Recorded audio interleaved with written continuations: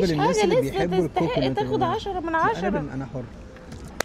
النهارده حلقة جديدة من تجربة البوبا. فاحنا معانا مكان اسمه مهباش.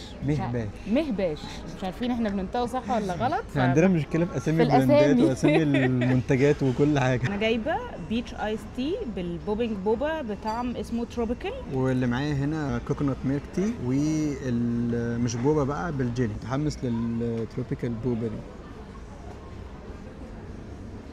بصراحة البوبا 10 على 10. البوبا حلوة وتحسها كده ماسكة نفسها وبتفرقع عارفة الحاجة بتقرمش. عايز اقول بتقرمش بس ما ينفعش على البوبا.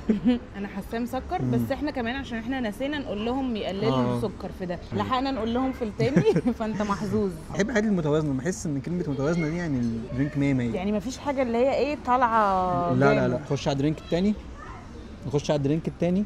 هنخش دلوقتي. يلا بينا. ادوق انا بقى الاول. اتفضل يا معلم. حلو الجيلي ده. في سنه ساور صح؟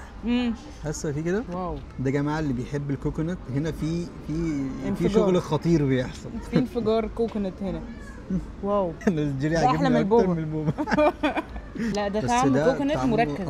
مركز بجد. جربوه من المهباش. جربوه سكر قليل. تدي ده كام؟ بصراحه 10 على 10.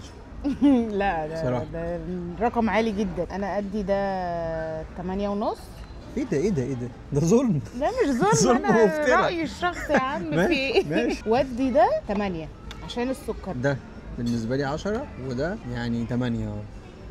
لكن ده 10 على 10 الصراحه. لا مش لدرجه 10 على 10 بالنسبه للناس اللي بيحبوا الكوكونات. تاخد 10 من 10. انا حر. بس كده دي كانت تجربتنا من مهباش. الباكجينج بتاعهم حلو الصراحه. حلو. لو عندكم اي اقتراحات تانية لاماكن بتعمل بوبا حلوه قولوا لنا واقترحوا علينا درينكس معينه نجربها. وبس كده. باي.